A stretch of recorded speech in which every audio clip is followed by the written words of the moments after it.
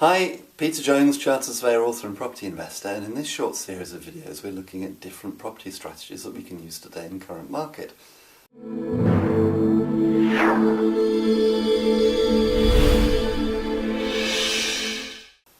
And one of my favourite strategies is doing flips. Now, the term flip is an American word, and I've got to be honest, I don't like it very much, but I suppose it is what it says on the tin, isn't it? It's about flipping a property on, a bit like flipping a burger. You take it over and instantly sort of whack it on again. In other words, it's buying a property and then selling it on again as quickly as you can. And there can be many reasons why this particular strategy works. At its very core essence, basic level, it's all about buying a property cheap enough so that we can then sell it on as a profit. And one would assume that probably in order to sell it on at a profit you might have to do something to the property, but that's not always the case if you can buy it at the right price. So a good instance of this could be going direct to vendor and buying properties direct to vendor. If you can find somebody who's highly motivated, where price isn't the issue, but perhaps they have another problem which selling a property quickly is going to solve, then you might get the property at a price which allows you to then sell it on at a profit. It's what we could call wholesaling. You're buying it cheap and then you sell it on at the retail price, and that can work. I've done that. I've bought a property not so long ago which I bought and stuck into an auction, and I sold it on and I made quite a nice profit, not doing anything to the property at all other than buying it and putting it back into the auction. But I could see that there was scope with the property. I could see that because the property was quite run down, it would be very attractive to people who are looking for a project. So I was very confident that when I put it into the auction it was going to make a good price. But when we're flipping, we can obviously be a little more sort of nuanced and a little bit more sophisticated than just buying a property wholesale and selling it on retail. We can buy a property where we can add value, which will allow us to sell it on at a profit. And a classic example would be buying a property which needs refurbishment. Now, one of the best things to do when you're flipping is to try and combine the two, where you can find a property where you can add value and you can buy it slightly cheap.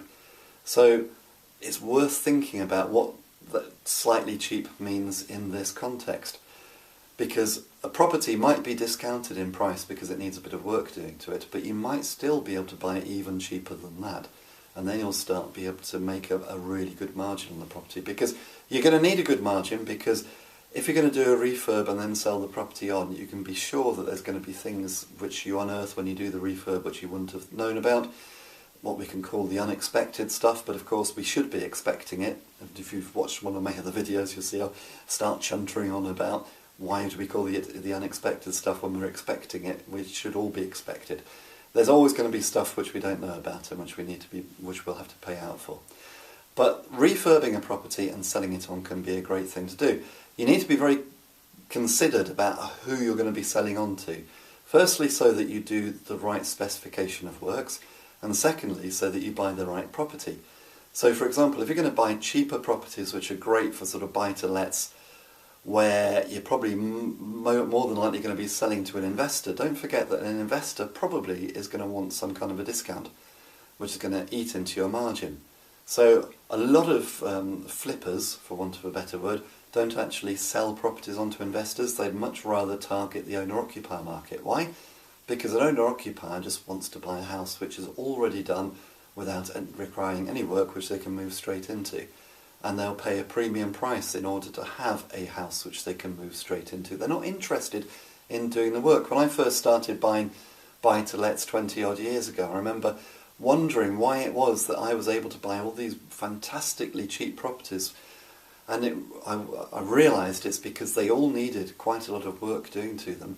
And your typical owner-occupier in the area where I was buying either didn't have the money to do the work, or they just didn't want to do the work. And it was probably a combination of the two. They didn't have the money and they didn't want to do it. They'd much rather wait until the work was done.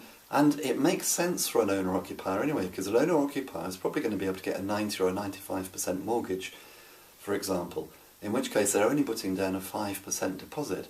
So they don't have to spend out as much money as an investor in order to turn the property around. So it makes sense as for us as investors to think about targeting the owner-occupier market. But of course, As I say, that might mean a different level of specification. If you're going to refurbish a property to put tenants in, you're probably going to do it at a slightly lower specification than you're going to do it than if you're going to sell the property on to an owner-occupier. But flips, I think, are fantastic, and I think everybody should probably be looking out for flips. Even if your main strategy is doing single lets or HMOs, I'd always be looking out for flips, because you never know when you're going to come across one, and they can be a great way of making some cash. The big advantage of doing a flip over a buy-to-let is that a typical buy-to-let is only going to yield you a relatively small amount of money every month when you've taken off the costs, particularly the costs of the mortgage. Whereas when you do a flip and you sell it, you're going to get a big chunk of cash coming into the bank. Now, I know investors who use that chunk of cash to then finance their buy-to-lets, because they can use that chunk of cash for their deposits on their buy-to-let properties. So you can combine strategies really well. So that's flips. Until the next video, here's to successful property investing.